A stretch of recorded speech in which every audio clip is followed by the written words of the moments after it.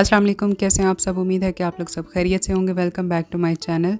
आज की मेरी वीडियो का टॉपिक जैसा कि आप लोगों ने देख ही लिया है कि लॉयर वेरिफिकेशन है और अल्हम्दुलिल्लाह मेरी आज लॉयर वेरिफिकेशन कंप्लीट हो गई है। तो मैंने सोचा मैं आप लोगों के साथ वीडियो बना के अपना एक्सपीरियंस शेयर करूं ताकि आप लोगों को भी आइडिया हो जाए कि आपने किस तरह से अपनी तैयारी करनी है, कौन कौन से डॉक्यूमेंट्स हैं जिनको अरेंज करके रखना है और लॉयर जो हैं वो किस तरह से आपका इंटरव्यू लेंगे, क्या क्वेश्चन पूछेंगे। तो ये सारी चीज़ें जो हैं वो मैं आप लोगों के लिए वीडियो में लेकर आई हूँ। तो चलते हैं अपनी वीडियो की तरफ और स्टार्ट करते हैं अपना डॉक्यूमेंट्स वेरिफिकेशन का। जैसे कि आपको पता है कि फैमिली रीयूनियन वीज़ा केस जो है वो हर एक का डिफरेंट होता है और इसी तरह से लॉयर वेरिफिकेशन का प्रोसेस भी फिर डिफरेंट होता है और हर एक के लॉयर का जो इंटरव्यू लेने का तरीका है वो भी डिफरेंट होता है। तो मोस्टली यही देखा गया है कि जो लॉयर आपको कॉल करते हैं, यूनियन काउंसिल जाते हैं, वही आपका इंटरव्यू लेते हैं। लेकिन मेरे केस में ये था कि मेरे केस में एक लॉयर नहीं थे, 2 लॉयर थे जिन्होंने मुझसे कांटेक्ट किया था और मैं आपको लॉयर ए और लॉयर बी करके बताऊंगी ताकि आप लोगों को भी मेरी बात समझने में आसानी हो, कोई कन्फ्यूजन ना हो। तो मेरी अपॉइंटमेंट जो है वो 13 जून को मैंने अटेंड की थी इस जर्मन एम्बेसी इस्लामाबाद में और उसके 3 हफ़्ते के बाद जो लॉयर हैं वो मेरी यूनियन काउंसिल में गए थे, लॉयर ए। और वहाँ से मेरी जो बर्थ प्लेस है वो फैसलाबाद है, मेरे हस्बैंड की आज़ाद कश्मीर है और मेरे बेटे की इस्लामाबाद है। तो हम तीनों की ये डिफरेंट 3 सिटीज़ हैं जहाँ से वेरिफिकेशन होनी थी। लॉयर ए पहले फैसलाबाद आए थे और वहाँ मेरी यूनियन काउंसिल में गए थे। तो यूनियन काउंसिल के सेक्रेटरी ने मेरे फादर को कॉल करके बताया कि इस तरह से जर्मन एम्बेसी से लॉयर आए हैं वेरिफिकेशन के लिए, तो आप लोग भी यूनियन काउंसिल आ जाएँ। लेकिन लॉयर ने फिर मेरे फादर से बात की और उन्होंने कहा कि नहीं, आप लोगों को आने की ज़रूरत नहीं है, मैंने डॉक्यूमेंट्स चेक कर लिए, सारे क्लियर हैं, कोई इशू नहीं है, तो आप लोग ना आएँ, मेरा काम यहाँ से कंप्लीट हो गया। तो मैं वापस इस्लामाबाद जा रहा हूँ और मंडे को मैंने आज़ाद कश्मीर जाना है इनके हस्बैंड के डॉक्यूमेंट्स को चेक करने के लिए। तो आप वहाँ पर किसी से कह दें कि वो यूसी में कॉल करके और सेक्रेटरी से बात कर लें कि वो मंडे को यूनियन काउंसिल में मौजूद रहे। मंडे को जब वहाँ पर लॉयर पहुँचे हैं हजीरा में, तो वहाँ पर मेरे फादर इन लॉ मौजूद थे और यूनियन काउंसिल के सेक्रेटरी भी थे। तो वहाँ पर उन्होंने उनका बर्थ रिकॉर्ड जो है वो चेक किया था, तो वो लेट एंट्री स्टेटस था उनका। तो उन्होंने फिर मेरे फादर इन लॉ को कहा कि आपके बेटे का लेट एंट्री स्टेटस है तो कोर्ट डिक्री चाहिए होगी। तो उन्होंने फिर बताया कि नहीं, आज़ाद कश्मीर में ये लॉ नहीं है कोर्ट डिक्री का। तो फिर लॉयर को पहले तो उनको नहीं आइडिया था इसका, तो फिर यूनियन काउंसिल के सेक्रेटरी ने उनको एक बुक दिखाई जिसमें वो सारा लॉ लिखा हुआ था। तो फिर उन्होंने कहा कि चलें ठीक है, कोर्ट डिक्री नहीं है तो आप फिर इसका ना अटेस्टेशन करवा के और मुझे व्हाट्सएप कर दें इनका बर्थ सर्टिफिकेट।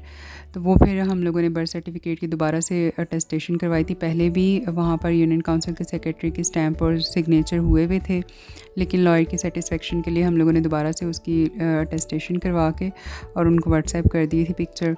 और उसी दिन मुझे एक और लॉयर की कॉल आती है 10 जुलाई को ही, और वो मुझे कहते हैं कि वो जर्मन एम्बेसी इस्लामाबाद से बात कर रहे हैं। उन्होंने मेरे बेटे की वहाँ पर जो डॉक्यूमेंट्स की वेरिफिकेशन करनी है और साथ में मेरा इंटरव्यू लेना है, तो मैं उनको अपना एड्रेस जो है वो सेंड कर दूँ। तो मुझे लगा कि शायद ये स्कैम कॉल ना हो, तो मैंने उनसे कहा कि नहीं, मेरी वेरिफिकेशन हो गई है। लॉयर आए थे, मेरी यूनियन काउंसिल गए और उन्होंने वहाँ से वेरिफिकेशन किया और उन्होंने कहा है कि सारे मेरे डॉक्यूमेंट्स क्लियर हैं, कोई मसला नहीं है। तो वो कहते हैं कि ठीक है, आप परेशान ना हो, आपके डॉक्यूमेंट्स अगर ठीक हैं, क्लियर हैं, उन्होंने चेक कर लिए, तो फिर मेरे आने की ज़रूरत नहीं है। आपका प्रोसेस जो वो यहाँ से हो गया, मैं अब सिर्फ यहाँ से आपके बेटे का चेक करूँगा। तो मुझे यही लगा कि मेरी लॉयर वेरिफिकेशन मतलब आज कंप्लीट हो गई है मंडे को, कि सैटरडे को मेरी हुई थी और मंडे को मेरे हस्बैंड की और बेटे की हो गई है, तो वेरिफिकेशन मेरी कंप्लीट है। लेकिन मुझे नहीं पता था कि अभी इंटरव्यू रहता है। वो मुझे मेरे फादर इन लॉ ने बताया कि उनको लॉयर ए ने कहा है कि अभी मेरा जो इंटरव्यू है वो रहता है और उसके लिए एक लॉयर आएंगे जो इंटरव्यू करेंगे। तो मैंने फिर लॉयर बी को कॉल की और मैंने उनको बताया कि इस तरह से जो लॉयर ए आए थे वो सिर्फ मेरी यूनियन काउंसिल गए थे, मेरे घर नहीं आए थे। तो आपने इंटरव्यू मेरा लेना है, मुझे बता दें, मैं आपको अपना एड्रेस सेंड कर दूँ। तो उन्होंने मुझे कहा कि नहीं, आप किधर हैं, फैसलाबाद में हैं। मैंने बताया हाँ जी। उन्होंने कहा कि फैसलाबाद मेरा एरिया नहीं है, मेरा एरिया रावलपिंडी, इस्लामाबाद और पेशावर है, तो मैं वहीं के डील करता हूँ केसेस। तो जो फैसलाबाद आए थे आपके यूनियन काउंसिल में, आप उन्हीं से कहें कि वही आएँ और आपका इंटरव्यू करें।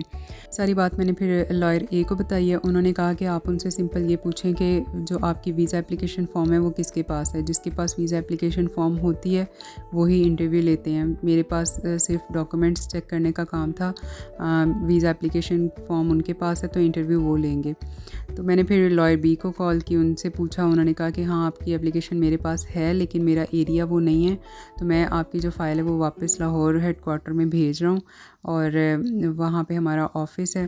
तो वो फिर आपकी फ़ाइल देख के और आपके पास लाहौर से फिर कोई लॉयर आएंगे जो आपका इंटरव्यू करेंगे। फिर हमने अपनी रीलोकेटिंग कंपनी से बात की। उन लोगों ने फिर मेल की थी एम्बेसी को और वहाँ से फिर तकरीबन 1 हफ़्ते के बाद फिर मुझे लाहौर हेडक्वार्टर से कॉल आई थी और उन्होंने मुझसे बात की थी और पूछा था कि क्या इशू चल रहा है आपका और क्यों परेशान है।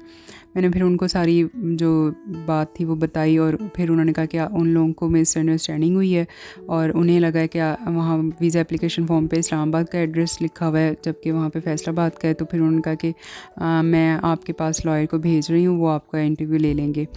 और उसके 2 दिन के बाद फिर लॉयर जो हैं वो मेरा इंटरव्यू करने के लिए आ गए थे। लॉयर वेरिफिकेशन का प्रोसेस मेरा 10 जुलाई तक कंप्लीट हो गया था और मुझे लॉयर्स ने बता भी दिया था कि मेरे जितने भी डॉक्यूमेंट्स हैं हस्बैंड के, बेटे के, वो हम सब के सारे कंप्लीट हैं, क्लियर हैं, किसी में कोई भी इशू नहीं है।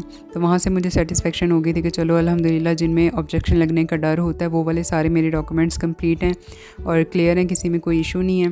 तो अब जो मुझे टेंशन रह गई थी वो अपने इंटरव्यू की थी कि वो मेरा जल्दी से हो जाए ताकि मैं अब नेक्स्ट स्टेप पर जाऊँ अपने और वहाँ पर मेरा डिले ना हो। तो वो अल्लाह का शुक्र है कि मेरा 21 जुलाई को लॉयर आ गए थे और उन्होंने मेरा इंटरव्यू कर लिया।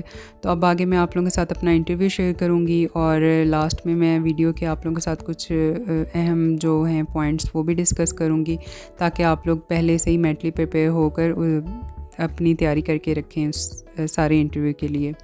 इंटरव्यू की तरफ चलते हैं। इंटरव्यू में उन्होंने सबसे पहले मुझसे मेरा नेम पूछा है, डेट ऑफ़ बर्थ पूछी है, फिर प्लेस ऑफ बर्थ पूछा है, उसके बाद उन्होंने मेरी एजुकेशन पूछी है और फिर पूछा था कि पहले कभी मैंने जॉब की है और निकाह पूछा है कि निकाह कब हुआ था और निकाह के टाइम पर हस्बैंड मौजूद थे आपके और निकाह और रुखसती एक ही दिन में हुआ था और अगर एक दिन में नहीं हुआ तो उसकी रीज़न क्या थी वो बतानी है आप लोगों ने भी। और उसके बाद उन्होंने कहा कि आप अपने पेरेंट्स के साथ रह रही हैं तो इन लॉज़ के साथ क्यों नहीं रहती हैं। और फिर बारात और वलीमे की डेट्स उन्होंने पूछी थी और फिर पूछा था कि आप दोनों की पहली शादी है ये। और फिर कह रहे थे कि अगर आपको याद हो तो बता दें वलीमे के मैरिज हॉल का नाम, तो वो बताना है। और फिर उन्होंने मुझसे मेरे फादर का नाम पूछा है, मदर का नाम पूछा है और उसके बाद फादर इन लॉ का और मदर इन लॉ का नाम पूछा है। फिर उन्होंने पूछा था कि हस्बैंड जर्मनी कब गए थे और पाकिस्तान कितनी बार आए हैं जर्मनी जाने के बाद, और हस्बैंड की डेट ऑफ़ बर्थ क्या है। फिर बेटे का नाम पूछा और बेटे की डेट ऑफ़ बर्थ पूछी है। और उसके बाद उन्होंने दोबारा मुझसे पूछा है कि आपने पहले क्या बताया था कि क्या डेट आपने बताई थी हस्बैंड की जर्मनी जाने की। तो मैंने कहा जो फ़र्स्ट टाइम गए थे। कहते हैं हाँ जी। तो वो मैंने उनको दोबारा से फिर बताई है और थोड़ा सा वो कंफ्यूज करते हैं सवालों से, तो वो आप लोगों ने थोड़ा सा उस टाइम पे एक्टिव रहना है और ज़्यादा परेशान नहीं होना। फिर उन्होंने मुझसे निकाह और बारात और वलीमे की पिक्चर्स मांगी थी। तो मैंने कहा मैंने तो डेवलप नहीं करवाई, आपने मुझे बताया नहीं था। वो कहते अच्छा ठीक है, आप मुझे पिक्चर्स जो हैं वो व्हाट्सएप कर दें। तो वो मैंने उनको फिर पिक्चर्स जो हैं व्हाट्सएप कर दी थी। और फिर हस्बैंड की उन्होंने एजुकेशन पूछी है और पूछा कि जॉब क्या करते हैं। मैंने बताया, उन्होंने कहा कि जॉब इनको मिली किस तरह से थी जर्मनी की, और वो बताया। फिर उन्होंने पूछा कि वीज़ा कितने टाइम का इनको इशू हुआ था और अपार्टमेंट कितने रूम का है और कितना टाइम हो गया हस्बैंड को उस अपार्टमेंट में रहते हुए, और जो अपार्टमेंट का रेंट है वो कितना है और वो सैलरी से देते हैं या कंपनी की तरफ से होता है। और फिर सैलरी पूछी थी कि मंथली क्या कितनी सैलरी है उनकी, और ये बताया था। उसके अलावा फिर उन्होंने मुझसे पूछा था कि आपको जेब खर्च भेजते हैं और कितना भेजते हैं और इससे पहले कभी जर्मनी गए हैं हस्बैंड, तो आप इससे पहले कभी जर्मनी गई हैं? और फिर उन्होंने कहा कि चलें ठीक है, क्वेश्चन मेरे हो गए हैं। और फिर उन्होंने कहा कि आपका लैंग्वेज कोर्स वो आपने किया हुआ है? मैंने कहा हाँ जी, वो फ़ाइल में ही अटैच किया हुआ है मैंने। और फिर उन्होंने कहा कि चलें ठीक है, आप बेटे को ले आएँ और फिर बेटे की पिक्चर लेनी है और आपकी भी पिक्चर मैंने लेनी है। वो उन्होंने फिर हमसे ले ली थी। उसके बाद जो लास्ट में मैं आप लोगों को पहले मैं बता रही थी कि 2 और भी थे उनके पास पेपर। तो वो जो 2 पेपर थे वो उन्होंने 2 विटनेस के थे। वो लास्ट में उन्होंने कहा कि उनको अब विटनेस चाहिए और विटनेस के पास लेकर जाएं, अब्बू उनसे उन्होंने मिलना है। और ये फॉर्म है, कहते हैं कि इसके ऊपर उनका नेम और उनके आईडी कार्ड का नंबर और उनसे पूछना है हमने कि शादी में शिरकत उन्होंने की है और कितने टाइम से जानते हैं, और इस तरह से बस बेसिक से क्वेश्चन करने हैं। फिर उन्होंने मेरे से सारे डॉक्यूमेंट्स के ऊपर सिग्नेचर करवाए थे और इसके बाद फिर उन्होंने कहा था कि अब मेरा काम जो है वो ख़त्म हो गया और अब जो डॉक्यूमेंट्स हैं वो इंशाल्लाह कोशिश करेंगे कि 2 हफ़्ते के अंदर वो सबमिट करवा दें। और फिर उन्होंने कहा था कि अब मुझे विटनेस से मिलना है तो वहाँ पर ले चलें। फिर मेरे फादर उधर ले गए थे। वहाँ पर उन्होंने बताया था कि मैं जर्मन एम्बेसी इस्लामाबाद की तरफ से आया हूँ और इनकी बेटी की वेरिफिकेशन कर रहा हूँ, तो आप लोगों से कुछ क्वेश्चन करने हैं। बेसिक से क्वेश्चन थे, इतने ज़्यादा कोई टफ़ नहीं थे। बस उन्होंने ये उनका नेम पूछा था, CNIC नंबर वो नोट किया था और रिलेशनशिप पूछा था कि क्या है और कितने अरसे से आप लोग जानते हैं एक दूसरे को और आप लोग बेटी की शादी में शामिल हुए थे। और इसके बाद बस उनके सिग्नेचर वगैरह करवाएं और बस काम उनका ख़त्म हो गया था। इंपॉर्टेंट पॉइंट्स में आप लोगों के साथ जो शेयर करी हूँ उनमें सबसे पहले मैं आप लोगों को कहूँगी कि आप लोगों ने जितनी भी डेट्स हैं आपके निकाह की, बारात की, वलीमे की और हस्बैंड के फ़र्स्ट टाइम जर्मनी जाने की और पाकिस्तान आने की, ये आप लोगों ने याद रखनी है। और इसके अलावा जो आप लोगों ने पिक्चर्स लॉयर को देनी है उसमें आपने वो देनी है पिक्चर जिसमें आप लोग बैठे हों स्टेज पर, वो वाली पिक्चर देनी है। वो कह रहे थे कि वो ज़्यादा बेहतर है जिसमें पता लगे कि आप लोगों का बाकायदा फ़ंक्शन हुआ है और आप लोगों की मैरिज हॉल में शादी हुई है। तो उस तरह से आप लोग और पिक्चर्स आप लोग पहले से डेवलप करवा के रख लें। एक आप लोगों ने बारात की लेनी है, वलीमे की और एक निकाह की। ये 3 पिक्चर्स आप लोग डेवलप करवा के रख लें और ज़रूरी नहीं है इसमें कि बाकी फैमिली मेम्बर्स भी आ रहे हों। आप लोग भी अगर अकेले भी बैठे हुए हैं हस्बैंड वाइफ स्टेज पर तो वो भी काफ़ी है। और इसके अलावा फिर जैसे मेरे हस्बैंड की जॉब और उनकी जो स्टडी उन्होंने की है वो दोनों डिफरेंट थे। तो वो फिर उन्होंने पूछा था कि इनकी स्टडी और इनकी जो जॉब है वो दोनों डिफरेंट है, तो पहले क्या वो काम कर रहे थे, किस फील्ड में थे और अभी किस फील्ड में हैं, तो ये उन्होंने मुझसे पूछा था। दूसरा फिर आपके जो हस्बैंड का वीज़ा है उसका वो पूछेंगे कि जब जर्मनी गए हैं तो वो कितने टाइम का उनको इशू है, तो आप लोगों ने उनसे वो पूछना है। वो पासपोर्ट की इसमें बात नहीं कर रहे, वो वीज़ा की बात कर रहे हैं। तो आप लोगों ने वीज़े का पूछना है कि उनको कितने टाइम का इशू किया है।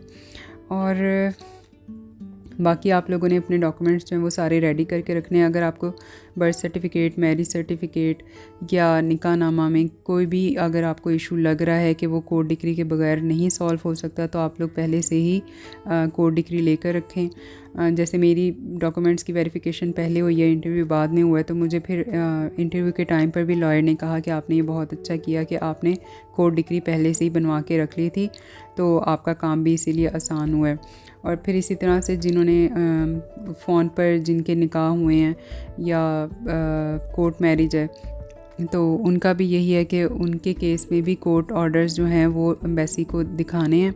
उसके बगैर जो है फिर आप लोगों का ऑब्जेक्शन लग जाएगा। तो आप लोग अभी से अपने जिनके भी फ़ोन पर निकाह हुए हैं तो वो लोग अभी से अपना जो कोर्ट डिक्री है वो लेकर रख लें अपने पास। और ने कहा था कि ब्लड रिलेशन जो है वो इसमें काउंट नहीं होता, तो आप अपने फ्रेंड्स और रिलेटिव्स को कर सकते हैं काउंट ना, तो वो उनसे आप उनको मिलवा दीजिएगा। और इसके अलावा अगर तो लॉयर आपके पास आए हैं और आपके डॉक्यूमेंट्स चेक करते हैं तो आप समझ जाइएगा कि अभी आपकी डॉक्यूमेंट्स जो हैं वो वेरिफिकेशन उनकी नहीं हुई है। और अगर वो आपका इंटरव्यू करने आए हैं और डॉक्यूमेंट्स आपके चेक नहीं करते हैं तो इसका मतलब है कि वो पहले यूनियन काउंसिल से होके और फिर आपके पास आए हैं।